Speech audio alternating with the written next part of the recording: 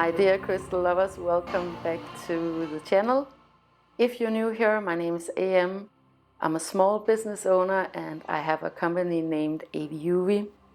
At AVIUVI.com you can go and find the most amazing, spectacular and ethically sourced crystals from all over the world. I will leave a link in the description below so you can go and check it out for yourself. And I have 3 new amazing crystals to show you guys today. Today we're going to talk about quite a few different things, but I'm going to start out with telling you about the petrified wood. I have 3 new pieces of petrified wood. They are a little bit smaller than the ones that I already have on the shop. It's these 3. Equally beautiful, but smaller and also at a lower price point.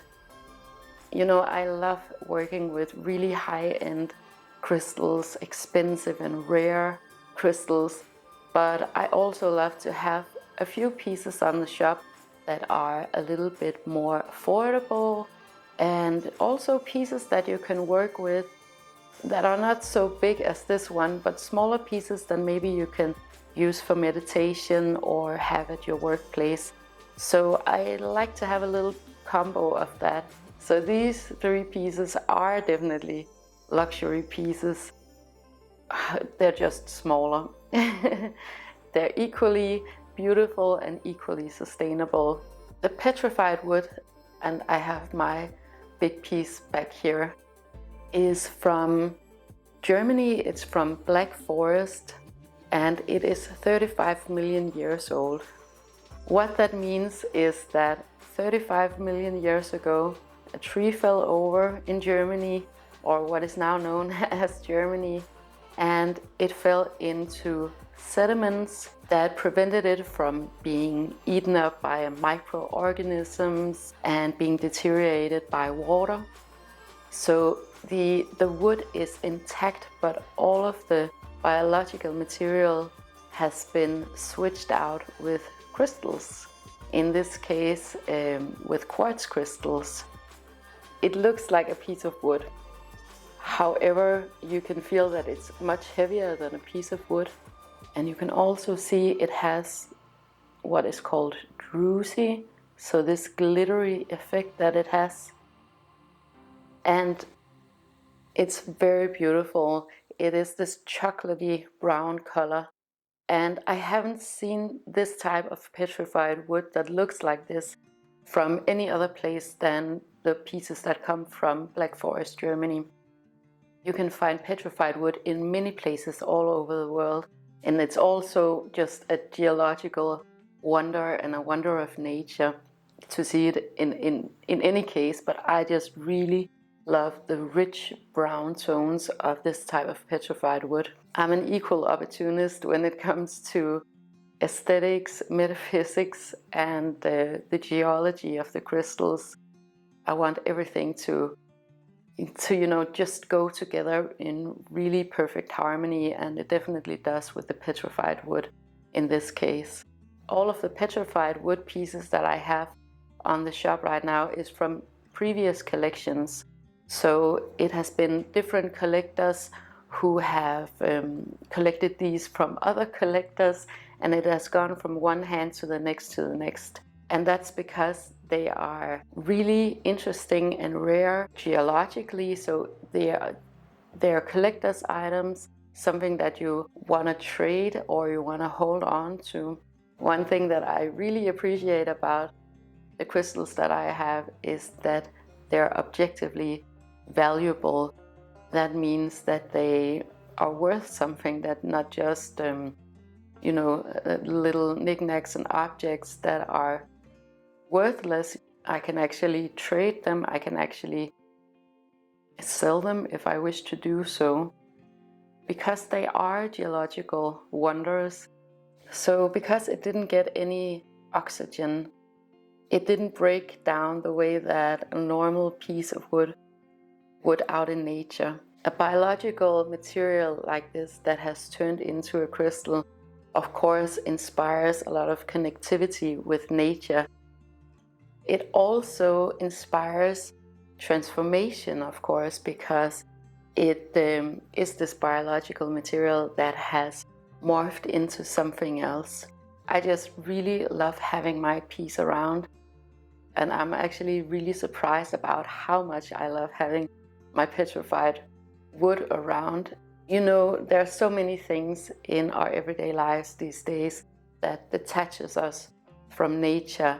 And I also believe that this perspective of 35 million years just puts everything into perspective for me. The way that I work with crystals is, for some of them, that I just love having them around as a testament to nature, but also as a way to remind myself consciously and subconsciously of what my priorities are.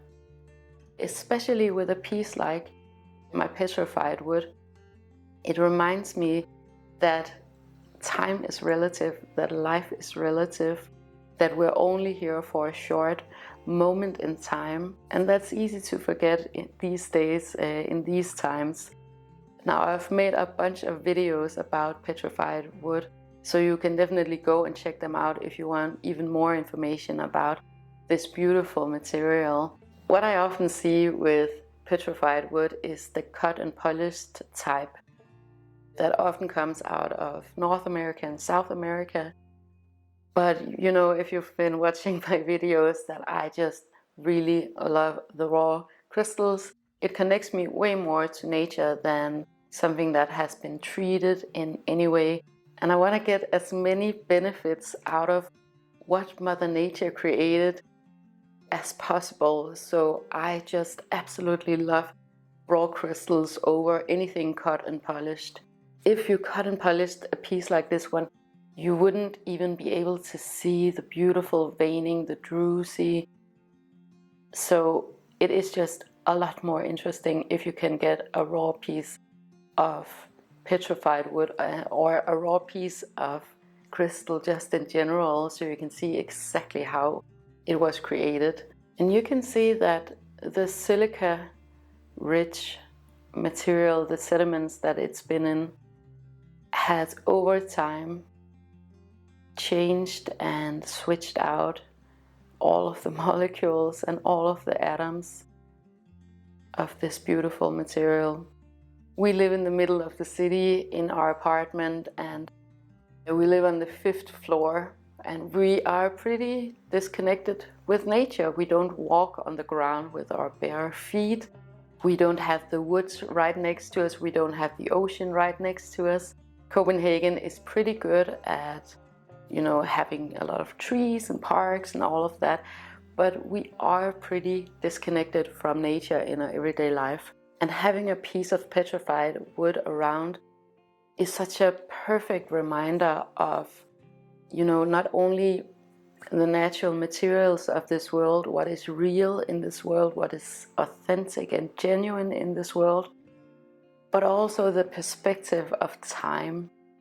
We have, of course, a tendency to believe that the most important things going around is where we are right now.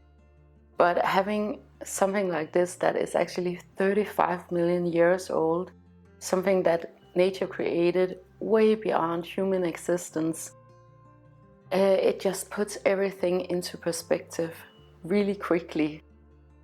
So that's why I have my crystals around in the apartment as reminders of what my actual priorities are.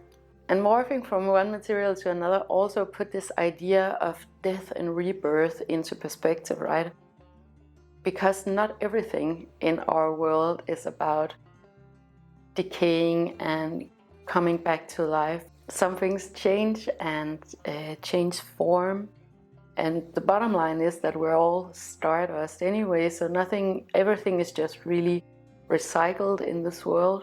So you can hear that there's a lot of really existential, very convoluted thoughts that a crystal like this inspires. These crystals will all be up on the shop today. The other day I was at something completely different. I was at a talk at Soho House with a human cyborg named Neil Harbison. He is, yeah, I'll come more into it. I recently became a member of Soho House. If you don't know what Soho House is, it is an exclusive members club, and it recently opened here in Copenhagen. It's all over the world, but it is primarily for people who are in the creative industries. So it could be influencers or people who make videos like I do, fashion designers or people in the fashion industry, actors, musicians, innovators of any kind. And yeah, I'm really excited about this membership because they have some amazing talks like this one with Neil Harbison, and a lot of different events, and they're just really on the cutting edge of culture, really good at curating something that is of high quality, but also that's really informal. For example, if you go into Soho House here in Copenhagen, and I believe in most Soho houses, it's a little bit like being in an adult version of a Wes Anderson movie. Like, the decor is so unique to Soho House. It's a little bit retro, but it's also very British with a lot of fabrics, and it's also Art Deco. So it's just really unique, and I don't come across something that feels and looks like that often. So it's just a nice change of scenery, and of course some really interesting people who come there. It's such a great mix of quality and informality, and if you're watching my videos regularly, you know that that's just right up my alley. Another thing that I love about Soho House is that you're not allowed to take photos.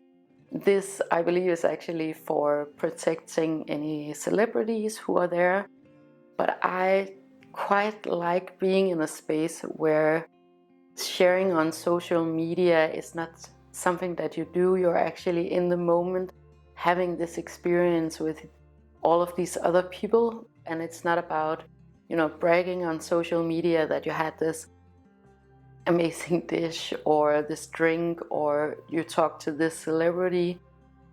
So it's really like a free space, and I kind of wish that more places would do that. So of course I was not able to photograph at the talk and share photos with you, but I definitely wanted to tell you about it because it's so interesting. And it tells, I think, a lot about the times that we're in and the times that are coming up for us here on planet Earth. So Neil Harbison was born completely colorblind, has absolutely, he only sees the world in black and white. But he invented a device, a robot that was operated into his skull. So it's a permanent thing, it's a permanent feature of his skull, and he has this little antenna that goes out. So what this antenna does is that it has a sensor that detects color. So as far as I understood, he has developed this machine, this software that detects color, but it translated into sound. So he hears the colors. Every face has a different color, every painting has a different color, so then it also has a different sound image, if you can say that, and he demonstrated this. I thought that this was like such an Aquarian age experience to watch this man in real life and to hear about his experiences with merging his body and his mind and his sensory apparatus with a robot. You guys who follow astrology, you know exactly what I'm talking about when I'm saying the Aquarian age. And I also wanted to kind of segue this into talking a little bit more about AI with you guys. AI is something, it's like the hot topic of, well, everywhere, but also in the spiritual communities around the world. And I want to talk a little bit about why I think that it is so triggering for so many people. So it took him 3 years to learn to distinguish all of the different tones and sounds from one another and like understand the whole color scheme. But not only does he hear the colors that we see, he also hears infrared and ultraviolet. And I asked him what was the most and the least pleasing colors that he was sensing, and he told us that it was the infrared, the deep tones, that were the most comfortable for him, whereas the ultraviolet was a little bit more extreme for him and unsettling, but he always knew when to put on sunscreen. So it had this kind of superhuman, it just went beyond the natural human experience.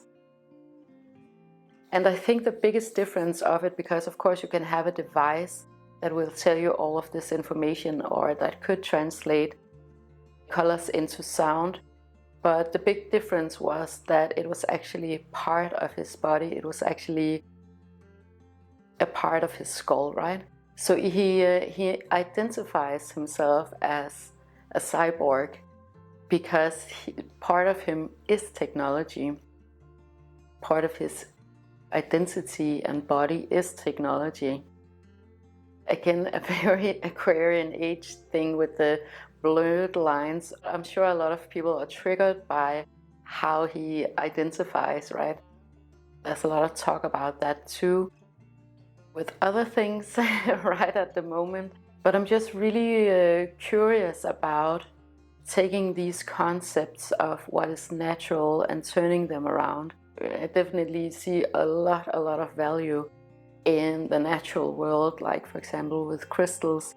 And I think maybe that's why I'm so curious about AI and cyborgs, trying to understand what motivates people to really dive so deeply into it. So he also identifies as a trans species, which is also a very interesting idea, because he has like superhuman powers with being able to hear infrared and ultraviolet. So where do we go with this? How do we understand this? I have to make a disclaimer. I'm always super curious about anything where I don't quite understand it. But this was an artistic move, so it wasn't it had a purpose, an artistic purpose, and I love that art can do this. Again, a very Aquarian thing. So his artwork explores this connectivity between the human experience and what identity is. And we need these people in the world. We need these artists to expand our understanding of what a species is and what an identity is, right? So no matter whether you agree with it or not, it still has the function of turning everything upside down and flipping it around. So I thought it was also a good occasion to share with you some of my thoughts about AI. I'm in different communities within this field of spirituality, and some people feel really strongly about AI in one direction, and some feel really strongly about it in another direction. So up until now, we've had these AI systems that were mainly ranking things, like prioritizing what things had most interaction, what was the most popular.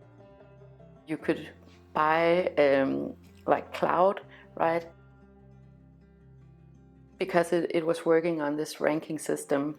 So now that we have generative AI, which is the new kind of AI, we have a completely different kind of fish. So you've probably seen it pop up with images that has been created by AI on Instagram, for example, or like people, they post images of themselves as being in Avatar or being a hobbit or I don't know, different things. I haven't done it myself, but it has just been like a trend.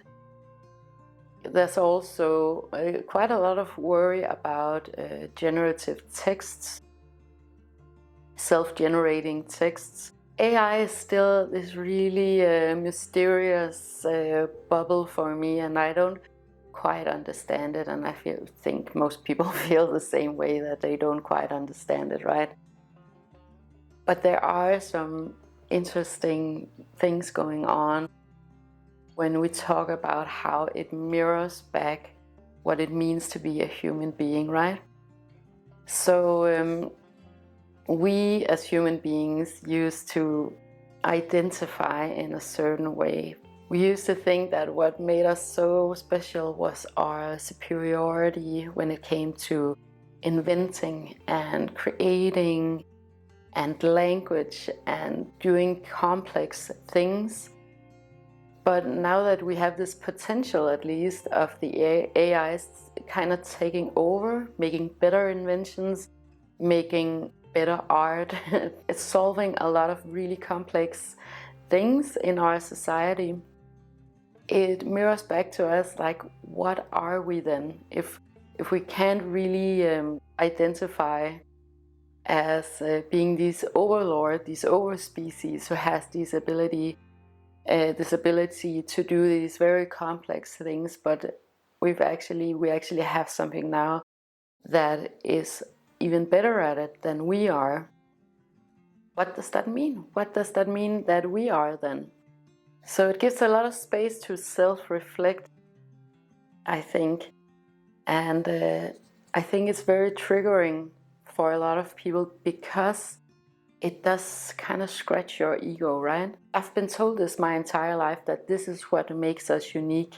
This is what makes us special, that we're so advanced, right? That we can build things and create and have language and solve really complex things and find solutions. But maybe we're not the masters of these things anymore. So it points back and it comes down to the human experience. What I believe and have always believed is the most important thing about being a human, having this human experience here on planet Earth, is having the experience.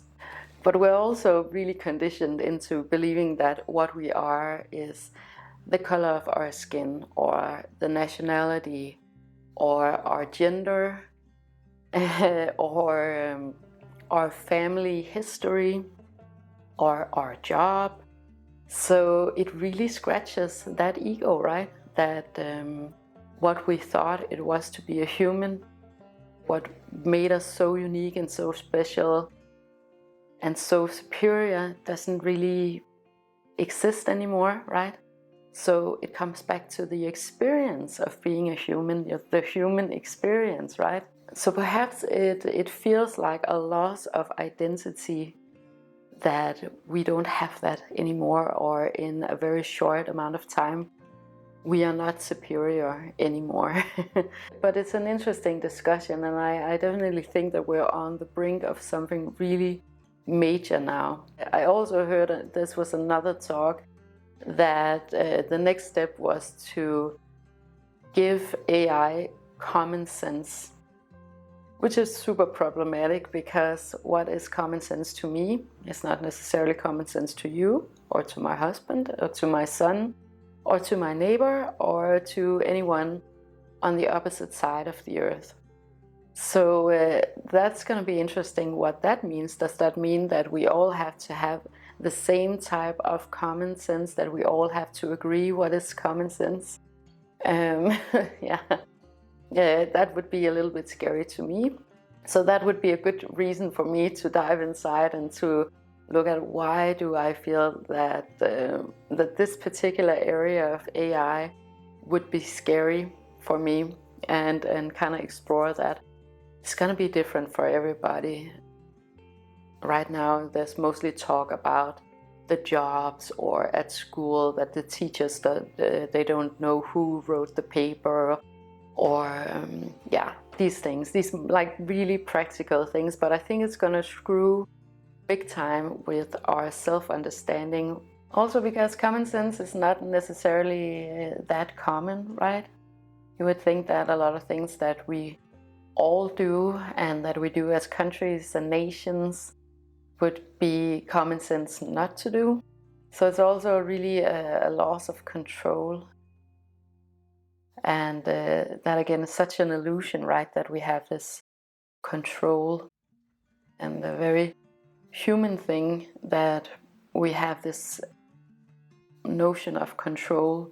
Because when you have a piece of petrified wood that is 35 million years old, you completely understand that human beings do not have control. At this point, I neither believe that AI is good or bad, but I think it's a great catalyst for reflecting some things back to us and really challenging our self-understanding and our purpose here on this planet. I think that two things are going to come out of this. The first one is that there's going to be a big emphasis on the human experience. And again, a loss of identity, and that kind of could sound a little bit scary, but I also think it's really freeing and empowering. And it could be, it's kind of, this dark night of the soul where you shed your identity, right? I'm kind of hoping that this is going to be the outcome of it too, this loss of identity.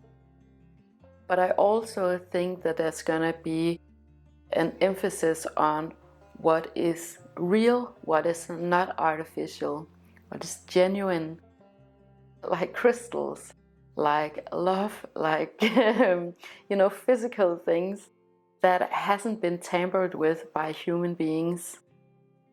Again, I am just really into natural crystals, for example, because I love that there are some things in this world that have not been tampered with. That is just the way that nature created it.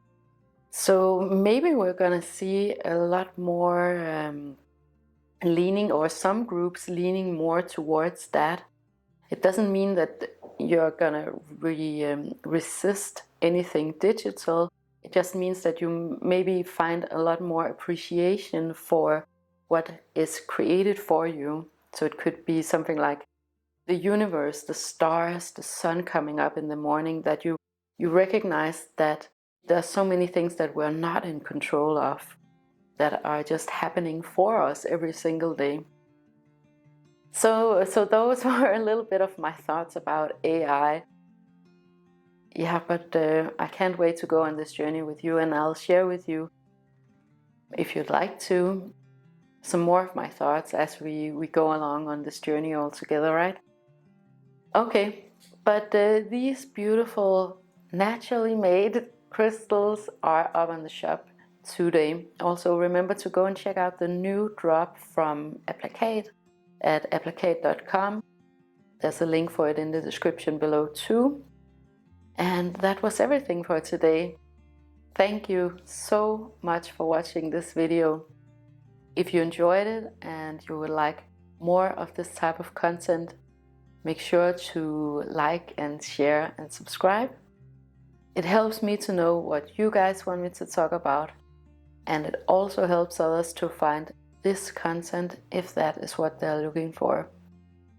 I wish you the most amazing day, with so much love to you and to yours.